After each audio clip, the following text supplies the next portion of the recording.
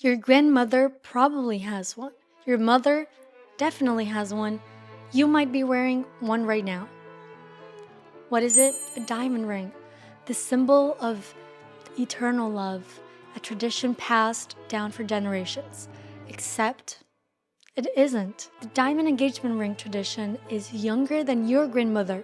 It was invented in 1938 by a mining company that had one problem.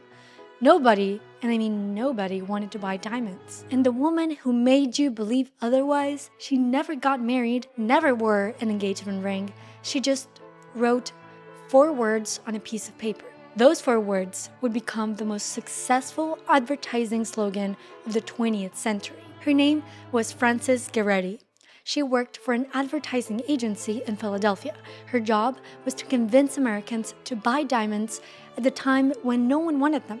And she did it so well that we still believe today that the tradition she invented is ancient. This is a story of how one company manufactured a tradition and how most of us still believe it's real.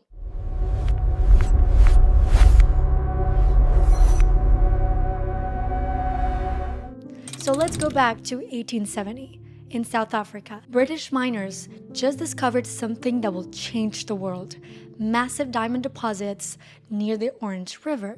We're talking billions of carats, more diamonds than anyone knew existed. Think about what that means. Diamonds are not rare. They never wear. There's actually an enormous supply of them buried in the earth. So why do we treat them like they're precious? Cecil Rhodes, a British businessman who understood something crucial. If you control the supply, you control the price. So in 1888, Rhodes founded De Beers Consolidated Mines. His strategy was very simple: to buy every diamond mine he could find, control the entire global supply, release diamonds slowly into the market, and keep prices artificially high. And it worked. By 1900s, De Beers controlled 90% of the world's diamond production. But there was a problem. By the 1930s, diamond engagement rings were falling out of fashion. The Great Depression hit, and so people couldn't really afford luxuries. And honestly, most Americans also didn't see the point. To put it into perspective, in 1940, only 10% of American brides received an engagement ring. Literally, 10%. Today, it's over 80%. And if you're watching this in February, you're about to see the proof everywhere. Every jewelry store ad, every Valentine's Day commercial, every proposal pressure moment is the result of what I'm about to tell you. So, what happened? How did we go from diamonds are kind of unnecessary to diamonds are essential? The answer is one of the most successful marketing campaigns in human history. De Beers hires N.W. Ayer & Son, a Philadelphia advertising agency.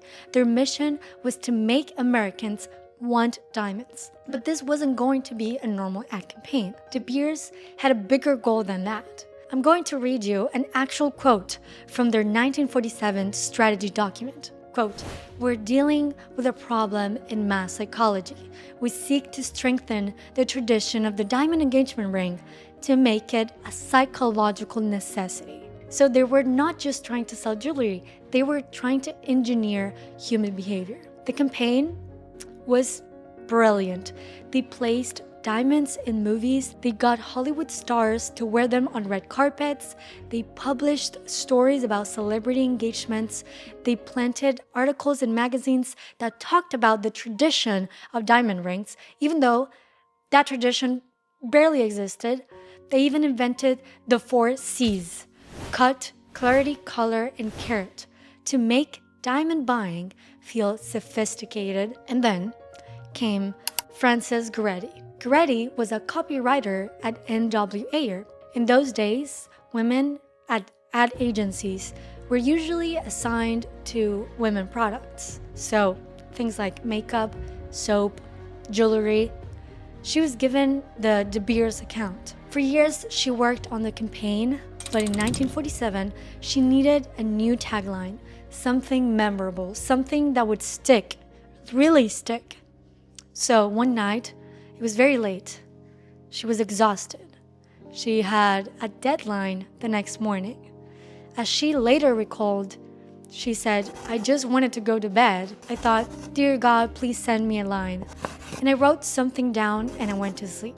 The next morning, she showed it to her colleagues. They were not impressed. The grammar was weird, and it didn't quite make sense.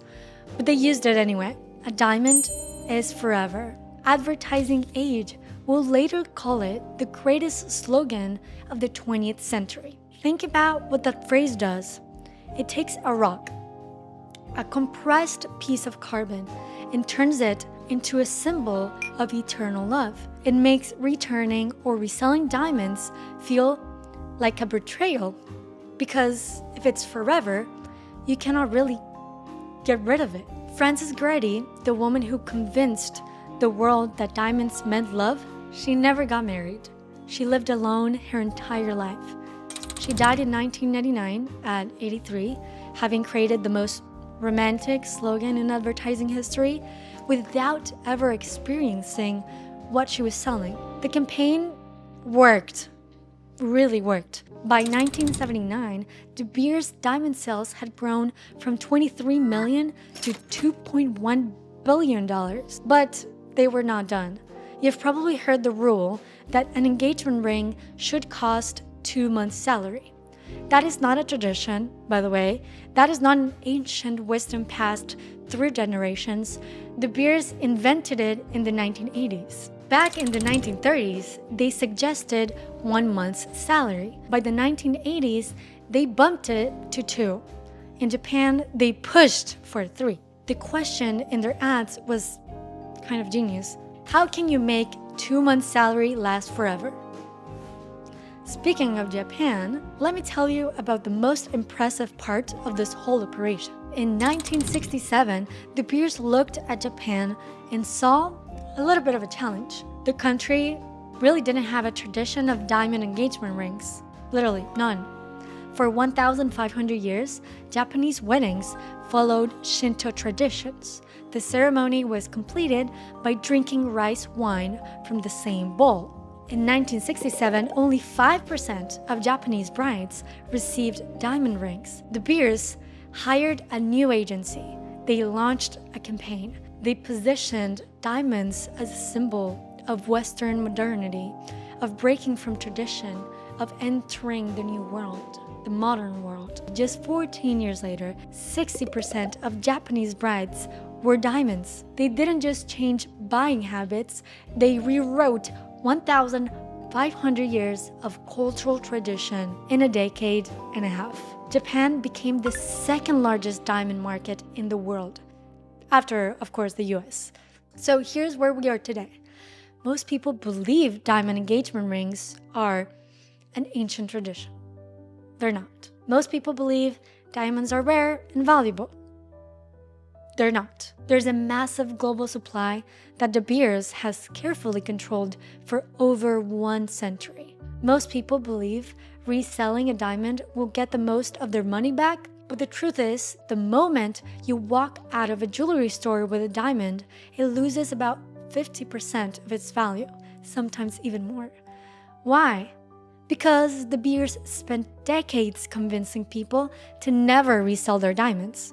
A diamond is forever means you're supposed to keep it.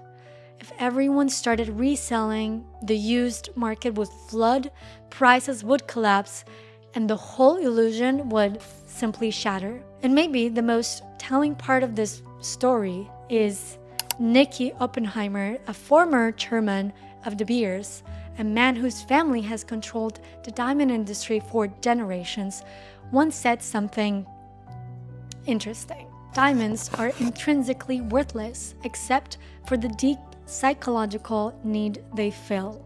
Intrinsically worthless. From a man who sold them. But I want to be clear about something. This is not a video of me telling you not to buy a diamond ring. That's your choice. If a diamond makes you happy, if it means something to you, that's valid. But as you scroll past all those Valentine's Day ads this month, the jewelry store commercials, the 2-month salary reminders, the pressure to prove your love with a rock, you should know what you're buying into. You're not buying into an ancient tradition. You're buying into a 1938 marketing campaign that was so successful, it rewrote what we think of as normal. Frances Gerety sat alone at her desk, exhausted, and wrote 4 words that changed the world. Never wore a diamond ring herself, but she made sure the rest of us would. A diamond is forever. Or at least, that's what they want you to believe.